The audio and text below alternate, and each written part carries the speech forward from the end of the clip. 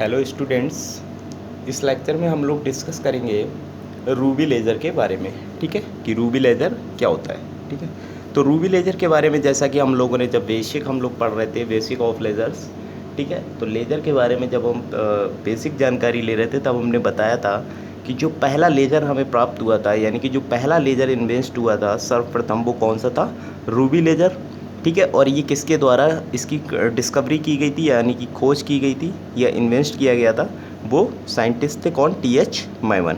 ठीक है, तो टी.एच. मैमन ने इसकी खोज या रूबी लेज़र जो इन्वेंट है, ठीक है, ruby laser invented by T H. Maiman in 1960। ठीक है, तो 1960 में टी.एच. मैमन ने रूबी लेज़र को डिस्कवर किया था और ये सबसे पहला लेज़र था। ठीक है, तो इसको हम लिख लेते हैं रूबी लेज़र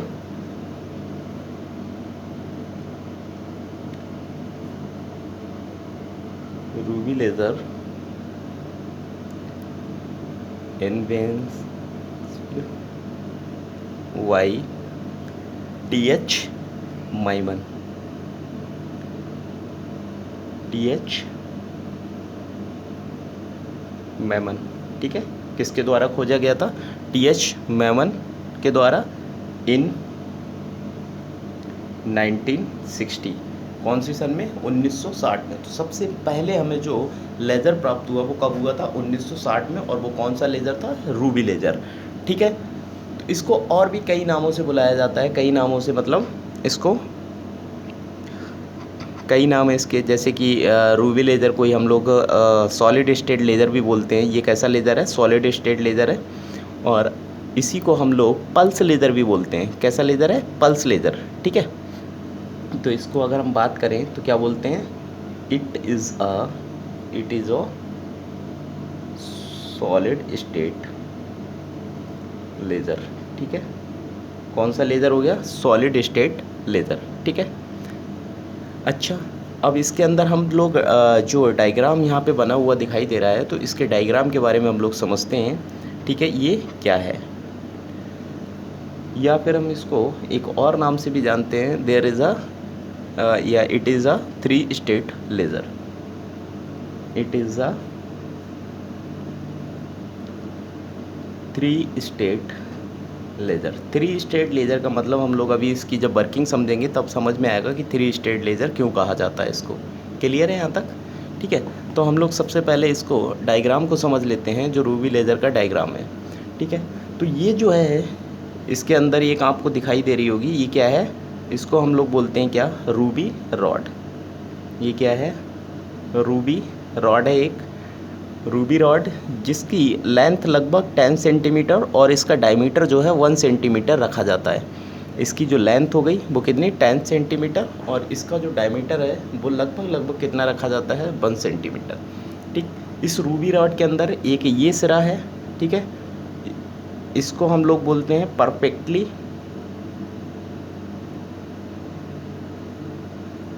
रिफ्लेक्टेड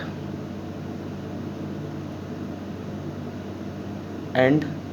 ठीक है, ये कैसा है? परफेक्टली रिफ्लेक्टेड एंड है। और ये जो है ये कैसा है? पार्सली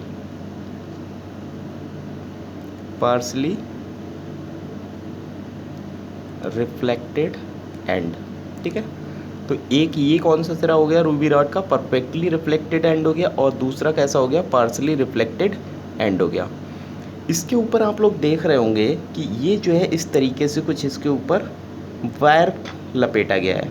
ठीक है, ये क्या लपेटा गया है? वायर लपेटा गया है। इसको हम लोग बोलते हैं फ्लैश डिस्चार्ज ट्यूब। ठीक है, ये क्या है? फ्लैश डिस्चार्ज ट्यूब है, किसकी? जीनान की।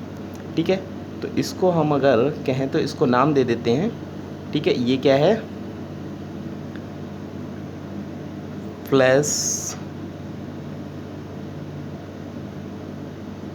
Discharge tube of xenon. ठीक है, किसकी है ये?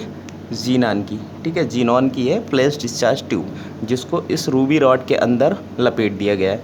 ये जो ऊपर से दिख रहा है ये कुछ नहीं है, ये इसका सुरक्षा कवच है। ये क्या है? सुरक्षा कवच, यानी कि इसको हम कह सकते हैं कि ये क्या है? ग्लास। क्या है? ग्लास ट्यूब बोल सकते हैं या कुछ भी, ठीक है। इसको कांच से क्या किया गया है, इस रूबी रॉड को ढक दिया गया है, यानी कि ये इसका सुरक्षा कवच हो गया, ठीक है। तो इसमें ये समझ में आ गया। यहाँ इसको हमने एक एक्सटर्नल सोर्स से क्या किया, इसको जोड़ दिया है, इस डिस्चार्ज ट्यूब को, जीनान फ्लैश डिस्चार्ज ट्यूब को किससे जोड़ दिया है, एक एक्सटर्नल सोर्स से, जिसके ऊपर क्या गिराई जाएगी, डिस्चार्ज यानी कि फ्लैश गिराई जाएगी, जिससे क्या होगा, इस पर फ्लैश गिराई जाएगी, किसके अंदर, रूबी रॉड के अंदर, रूबी रॉड के ऊपर, ठीक है। तो यहाँ से हमें इस फिगर को पता लग गया कि फिगर में क्या क्या है। सबसे पहले एक रूबी रॉड लेते हैं जिसकी लेंथ 10 सेंटीमीटर और डायमीटर 1 सेंटीमीटर लेते हैं। इसमें इसके दो एंड होते हैं, एक एंड जो है उसका परफेक्टली रिफ्लेक्टेड एंड होता है और दूसरा जो एंड है वो पार्शली रिफ्लेक्टेड एंड होता है, ठीक है। यहाँ पे इस रूबी रॉड के अंदर, इस रूबी रॉड के ऊपर क्या करते हैं, जीनान भरी हुई फ्लैश डिस्चार्ज ट्यूब को क्या कर देते हैं, लपेट देते हैं, ठीक है। इसको क्या कर देते हैं, इस रूबी रॉड के ऊपर क्या करते हैं, लपेट देते हैं। अब ये रूबी रॉड होती किसकी है, वो सबसे मेन इम्पॉर्टेंट चीज़ ये है, ये रूबी रॉड किसकी होती है, रूबी रॉड जो होती है वो किसकी होती है, एल्युमिनियम डाइऑक्साइड, ठीक है। ये किसकी है, एल्युमिनियम डाइऑक्साइड। और इसके अंदर इसी में क्या मिला देते हैं, इम्प्योरिटी, कुछ इम्प्योरिटी ऐड करा देते हैं इसके अंदर, ठीक है। तो प्योर एल्युमिनियम डाइऑक्साइड इसमें नहीं होता है, क्या करते हैं, इसमें इम्प्योरिटी ऐड करा देते हैं, ठीक है, बहुत ही कम मात्रा में, ठीक है। तो हम लिख देंगे Al2O3 यानी कि एल्युमिनियम डाइऑक्साइड डॉप्ड विद 0.05% क्या करते हैं, इसको इम्प्योरिटी के रूप में क्या मिला देते हैं, क्रोमियम डाइऑक्साइड, ठीक है।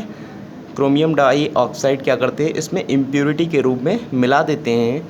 और यही क्रोमियम डाइऑक्साइड मिलाने के बाद इसमें क्या करते हैं, ये क्रोमियम जो है, ये क्रोमियम क्या करता है, इस एल्युमिनियम को क्या कर देता है, रिप्लेस कर देता है। क्रोमियम क्या करता है, इसको रिप्लेस कर देता है, ठीक है, किसको, क्रोमियम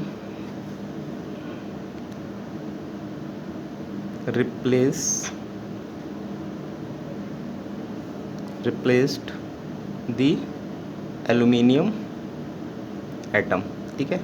ये क्या करता है, इसमें से क्रोमियम जो है वो एल्युमिनियम के एटम को क्या कर देता है, रिप्लेस कर देता है, ठीक है। तो Cr-3, हमें पता है कि क्रोमियम के ऊपर कितना निगेटिव चार्ज होता है, 3, ठीक है। तो ये क्या करता है, यही इस रूबी रॉड के अंदर पिंक कलर प्रदान करता है। ये क्या करता है, इस रूबी रॉड के अंदर क्या करता है, पिंक कलर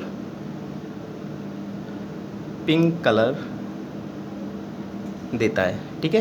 क्या देता है, पिंक कलर देता है, ठीक है। तो ये तो रहा इसका क्या, कंस्ट्रक्शन की, कैसे इसको बनाते हैं। अब इसमें लिखने के लिए बहुत सारा मटेरियल है, ठीक है, कि रूबी इसी के ऊपर लिख सकते हैं कि Ruby is a crystal of aluminium dioxide, ठीक है। रूबी किसका क्रिस्टल है, एल्युमिनियम डाइऑक्साइड का, ठीक है। उसमें क्या है, इम्प्योरिटी मिली होती है, यानी कि डॉप्ड विद 0.05% क्रोमियम डाइऑक्साइड, ठीक है।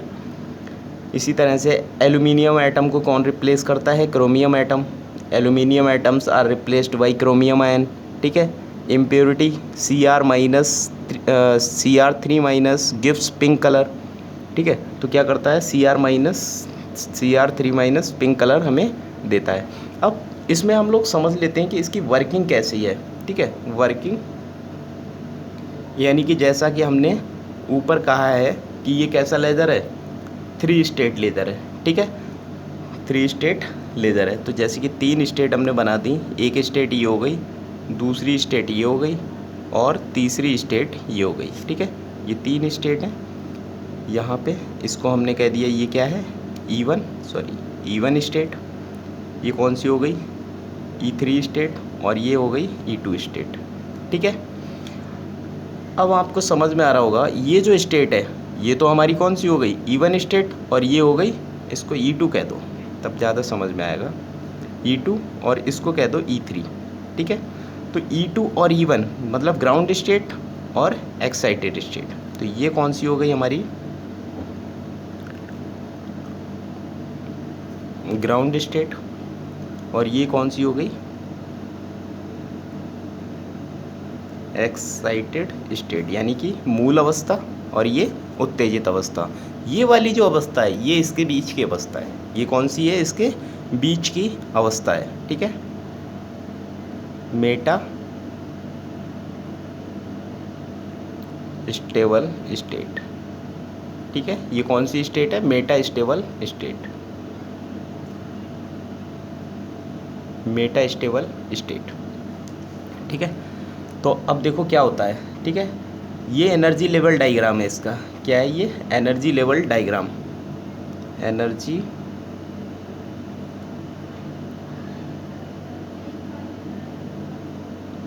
Energy level diagram of chromium 3-, ठीक है। किसका डायग्राम है, एनर्जी लेवल डायग्राम किसका है, क्रोमियम 3 आयन का, ठीक है, क्रोमियम 3 आयन। रूबी लेजर लिखने के लिए लिख सकते हैं, ruby laser it consist 3 energy level, यानी कि रूबी लेजर जो है वो 3 एनर्जी लेवल शो करता है या कंसिस्ट करता है, ठीक है। E1 ground state, E2 excited state and E3 Meta stable state, ठीक है। तो अब देखो होता क्या है पहले हमने ये सब बना लिया था, एल्यूमिनियम डाइऑक्साइड में क्या कर दिया था, क्रोमियम डाइऑक्साइड इम्प्योरिटी के रूप में बहुत थोड़ा सा मिला दिया था, जिसमें क्रोमियम आयन ने क्या किया था, एल्यूमिनियम आयंस को क्या कर दिया, रिप्लेस कर दिया था, ठीक है। तो जैसे ही अब होता क्या है इसकी वर्किंग में, ठीक है, पहले एटम कहाँ होंगे, ग्राउंड स्टेट में होंगे, ठीक है, यानी कि एटम, कोई भी एटम कहाँ होगा, ग्राउंड स्टेट में होगा। तो जैसे ही क्या होगा, when a flash of light, ठीक है, यहाँ से क्या जाएगा, when a flash of light from xenon flash lamp fall on ruby rod, ठीक है, जैसे ही इस जीनन फ्लैश लैम्प से क्या करेंगे, इसके ऊपर क्या गिराएंगे, इस रूबी रॉड के ऊपर क्या गिराएंगे, फ्लैश डालेंगे, यानी कि लाइट, ठीक है, डालेंगे। तो क्या होगा, यहाँ पे क्रोमियम एटम्स जो हैं वो ऑब्जर्व करेंगे, क्या ऑब्जर्व करेंगे, क्या एनर्जी, ठीक है, क्रोमियम आयंस क्या करेंगे, एनर्जी को ऑब्जर्व करेंगे, ठीक है। अब जो उसको ऑब्जर्व करेंगे, ठीक है, उसकी एक पर्टिकुलर वेवलेंथ होगी, ठीक है, उस पर्टिकुलर वेवलेंथ को क्या करेंगे, वो ऑब्जर्व करेंगे। अब जैसे ही उसको ऑब्जर्व करेंगे तो वो क्या हो जाएंगे, एक्साइटेड हो जाएंगे, ठीक है। यहाँ पे क्या है, क्रोमियम आयंस से किन की जगह ली थी, एल्यूमिनियम की, ठीक है, एल्यूमिनियम को रिप्लेस किया था और क्रोमियम ने जगह ले ली थी, तो यहाँ पे क्रोमियम आयंस है, ठीक है। तो जैसे ही इस जीनान ट्यूब से क्या किया जाएगा, इस रूबी रॉड के ऊपर लाइट डाली जाएगी, यानी कि फ्लैश डाली जाएगी फर्स्ट टाइम, ठीक है।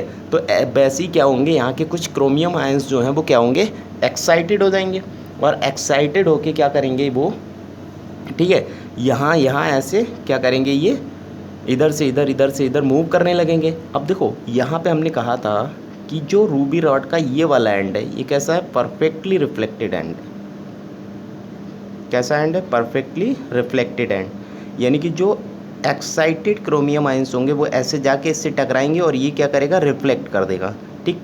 ये पार्सली है, ये कैसा है, पार्सली, मतलब इससे अगर कुछ ज़्यादा उसकी एनर्जी हो जाए तो इससे बाहर निकल सकता है, ठीक है, कम एनर्जी पे नहीं। तो पहले क्या होगा, कुछ क्रोमियम आयंस यहाँ पे एक्साइट होंगे, तो कुछ क्रोमियम आयंस एक्साइटेड होंगे तो वो यहाँ से यहाँ ट्रैवल करेंगे। अब एक्साइटेड जो एटम्स हैं वो अंदर के और क्रोमियम आयन से क्या करेंगे, कोलिजन करेंगे, यानी कि टक्कर करेंगे। तो इसमें और भी इलेक्ट्रॉन्स क्या होंगे, जो हैं एक्साइट होंगे। देखो इसी रूबी रॉड के अंदर ये जो 3 लेवल दिख रहे हैं, E1 E2 E3, ये इसी रूबी रॉड के अंदर होते हैं, ठीक है। इससे बाहर से कोई मतलब नहीं है, ये केवल सुरक्षा कवच है इसका, ठीक है। इस रूबी रॉड के अंदर ही ये सारा प्रोसेस होगा, E1 से E2, E2 से E3, ये सारा प्रोसेस कहाँ होगा, रूबी रॉड के अंदर। ये सारे जो स्टेट हैं ये कहाँ होंगे, रूबी रॉड के अंदर, ठीक है। तो जैसे ही यहाँ से जीनॉन फ्लैश डिस्चार्ज ट्यूब से क्या गिराई जाएगी, यहाँ पे एक फ्लैश गिराई जाएगी रूबी रॉड के ऊपर, तो रूबी रॉड क्या करेगी, रूबी रॉड के जो क्रोमियम आयंस हैं वो क्या होंगे, एक्साइटेड हो जाएंगे, और एक्साइट होके इसके पैरेलल क्या करेंगे, वो मूव करने लगेंगे, इसकी लेंथ के पैरेलल, ठीक है, इधर से टकराएंगे, इधर जाएंगे, इधर से टकराएंगे, फिर इधर जाएंगे, ठीक है। एक टाइम आएगा जब उनकी एनर्जी ज़्यादा होगी तो वहाँ से ये पार्सली एंड से क्या होंगे, बाहर निकलेगी, ठीक है। तो जैसे कि यहाँ पर पहले एटम था, तो जैसे ही फ्लैश गिराई यानी कि ये एक्साइट हुआ और एक्साइट होके ये कहाँ चला गया, एक्साइटेड स्टेट में। कहाँ चला गया, एक्साइटेड स्टेट में, ठीक। फिर फ्लैश गिराई, फिर यहाँ से कहाँ चला गया एटम, एक्साइटेड स्टेट में। अब एक्साइटेड स्टेट में जाने के बाद यहाँ पे टाइम पीरियड हमें पता है कितनी देर तक मैक्सिमम रुक सकता है, कितनी देर तक, 10⁻⁻8 सेकेंड तक। उसके बाद पुनः ये तो कुछ एटम सीधे ग्राउंड स्टेट में आ जाएंगे और कुछ एटम कहाँ जाएंगे, मेटा स्टेबल स्टेट। ये क्या है, एक मेटा स्टेबल स्टेट है। तो कुछ एटम्स यहाँ आ जाएंगे, ये थोड़ा नीचे बन गया है, इसको इसके पास बनाना चाहिए मेटा स्टेबल स्टेट के, क्योंकि इन दोनों का जो डिफरेंस होता है ना वो बहुत ही कम होता है। इन दोनों का डिफरेंस जो है वो बहुत कम होता है। जैसे ये एक्साइटेड स्टेट से मेटा स्टेबल स्टेट में आता है, ठीक है। तो ये जो फोटान लेके, ये जो फोटान की एनर्जी गेन करके ऊपर गया था, उसको यहाँ से यहाँ आने में बहुत ही कम टाइम लगता है, जिससे कि वो अपनी एनर्जी को रिलीज नहीं कर पाता है, क्योंकि इन दोनों का जो डिफरेंस होता है वो बहुत ही कम होता है कंपेयर टू बोथ, ठीक है। इनके दोनों के बीच के डिफरेंस की जगह इन दोनों के बीच बहुत ही कम डिफरेंस होता है, ठीक है। और यहाँ पे जो रहने का टाइम पीरियड होता है वो 10⁻³ सेकेंड होता है, ठीक। यहाँ पे रहने का टाइम पीरियड 10⁻8 सेकेंड, यानी कि यहाँ कितना रह सकता है, 10⁻8 सेकेंड। यहाँ कितना रह सकता है, 10⁻³ सेकेंड। यानी कि यहाँ पे जो रहने का टाइम पीरियड है वो कितना है, 10⁵ गुना ज़्यादा है। कितना ज़्यादा है, 10⁻⁵ गुना ज़्यादा है मेटा स्टेबल स्टेट का टाइम पीरियड। अब मेटा स्टेबल स्टेट में कितनी देर रहेगा, 10⁻³ सेकेंड, और उसके बाद ये चला जाएगा कहाँ पर, पुनः ग्राउंड स्टेट में। तो जैसे ये ग्राउंड स्टेट में जाएगा, ठीक है, तो ये वाला एटम जब ग्राउंड स्टेट में आया तो इसने एक फोटान रिलीज़ किया, और ये वाला जो एटम है ये नीचे आया तो इसने भी एक क्या किया, फोटान रिलीज़ किया। और इसके पास भी एनर्जी h है, इसके पास भी एनर्जी कितनी है, h है। तो इस प्रकार, ठीक है, इसकी वर्किंग कैसे होती है, ये जो फोटान निकला यही यहाँ से क्या होता है, ये बाहर निकल जाता है, ठीक है। ये क्या निकल जाता है, बाहर निकल जाता है, ठीक।